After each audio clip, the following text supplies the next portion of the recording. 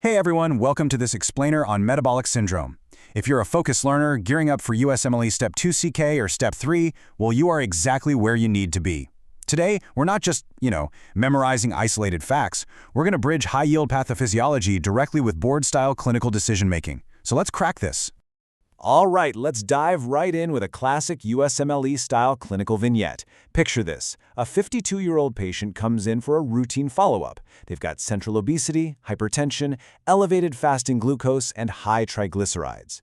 Now, here's the big question. Why does this specific patient have a dramatically increased cardiovascular risk compared to someone who maybe just has one of those factors? Like, what's the underlying mechanism tying this whole thing together? Keep that question in the back of your mind as we unpack this. So here's our game plan for today.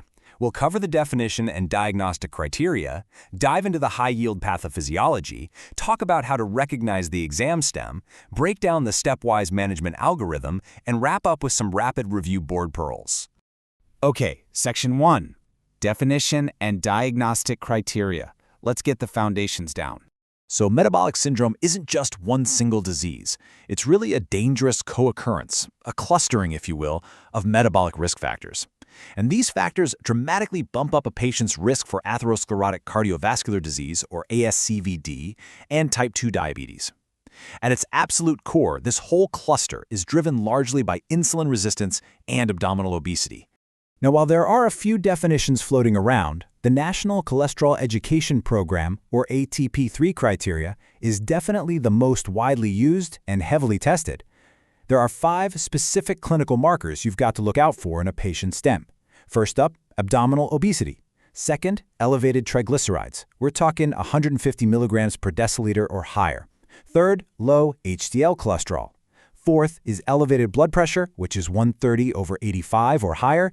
And fifth, an elevated fasting blood glucose of 100 or higher.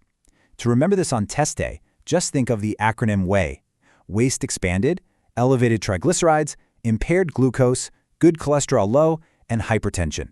Oh, and keep in mind, if patients are already on drug treatment for these specific conditions, they automatically meet the criteria too. Watch out, because this right here is a classic exam trap. A patient absolutely does not need to have all 5 of these criteria to get the diagnosis. It actually only requires the presence of any 3 of the 5 criteria. Literally, if you see 3, boom, you have your diagnosis. Notice where the test makers love to hide the details. It's those sex-specific cutoffs. For abdominal obesity, we're looking at a waist circumference of 102 centimeters or 40 inches or more in men. For women, it's 88 centimeters or 35 inches or more. And for HDL cholesterol, it's considered low if it's under 40 in men and under 50 in women. Honestly, you need to burn these specific cutoffs into your memory because the boards will absolutely test your precision on this. Moving on to Section 2, High-Yield Pathophysiology. Let's look at the underlying mechanisms. Let's walk through the actual cascade here. Step 1, you get this accumulation of dysfunctional visceral fat, which starts releasing excessive free fatty acids. Step 2, this triggers a massive release of adipokines and systemic inflammation. Step 3, that inflammation leads straight to peripheral insulin resistance and hyperinsulinemia. And finally, Step 4, all this circulating inflammation, mixed with increased sympathetic tone and RAS activation, causes severe vascular endothelial dysfunction. Basically, it creates a highly prothrombotic and atherogenic state. It's like a domino effect. Now, because metabolic syndrome is a huge systemic issue, it travels with a very specific entourage of disorders. We're talking about steatotic liver disease, or NAFLD, obstructive sleep apnea, chronic kidney disease, PCOS, and gout. Now sure, these aren't part of the formal diagnostic criteria we just went over, but if you spot them in a patient vignette, your radar for underlying metabolic syndrome should be going off immediately. All right, Section 3, Recognizing the exam stem. Let's talk pattern recognition. Success on the boards is pretty much all about pattern recognition. When the exam stem gives you a clue, you have to be able to instantly translate it. So if they mention central obesity with a high BMI, they're essentially telling you, hey, this patient has visceral fat accumulation.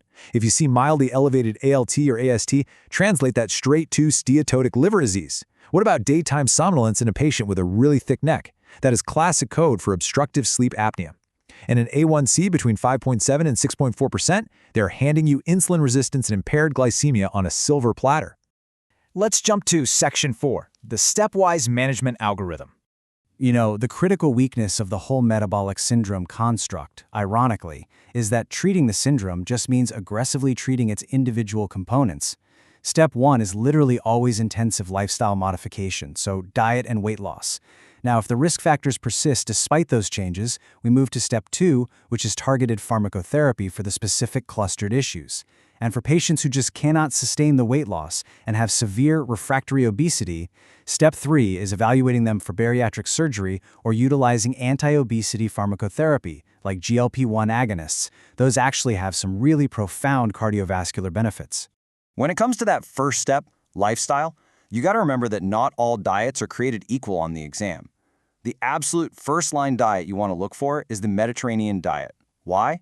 Because the data clearly shows that a Mediterranean diet, which is high in fruits, veggies, nuts, and olive oil, actually reduces overall all-cause mortality and improves insulin resistance. It actually often outperforms your standard low-fat diet. And what about physical activity? Well, the magic number here is 30.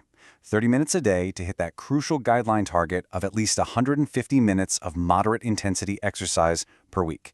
Ideally, you're advising the patient to combine aerobic exercise with resistance training. That's going to give them the absolute maximum metabolic benefit, improving everything from their waist circumference right down to that hypertriglyceridemia. But if lifestyle isn't enough, we've got to treat the components directly.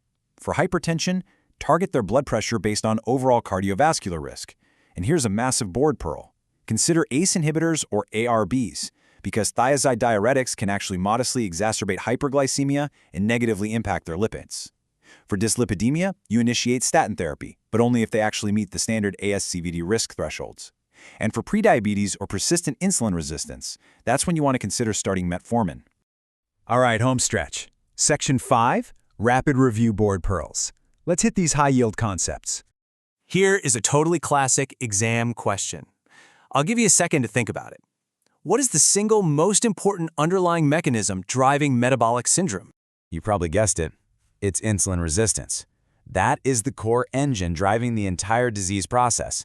It literally leads from dysfunctional fat right to endothelial dysfunction, hypertension, and hyperlipidemia. Okay, here's another incredibly common trap regarding lipid management. If a patient is diagnosed with metabolic syndrome, does that mean they automatically get a statin prescription? The answer is definitely no. The evidence just doesn't support metabolic syndrome alone as a coronary risk equivalent that prompts automatic statin initiation. Instead, it's considered a risk-enhancing factor. It absolutely heightens the risk, for sure, but you still have to run the standard ASCVD risk calculator to figure out if a statin is actually indicated. So, do not let the test makers trick you into jumping straight to a statin without assessing their total risk. Let's finish up with a rapid-fire review to really test those reflexes. Why is HDL low in these patients? Because it's cleared faster due to hypertriglyceridemia. Does treating glucose alone reduce macrovascular CV risk? No way. You have to target lipids and BP too. Which intervention has the highest overall impact? Weight loss. Okay, so remember these ultimate board facts. Diagnosis requires 3 out of 5 criteria. Insulin resistance drives the pathology. Always look for associated clues like sleep apnea, NAFLD, and CKD in the stem. The first step in management is always lifestyle modifications, so think Mediterranean diet and 150 minutes of exercise a week. And finally, use medications to target individual risk factors if those lifestyle changes fail.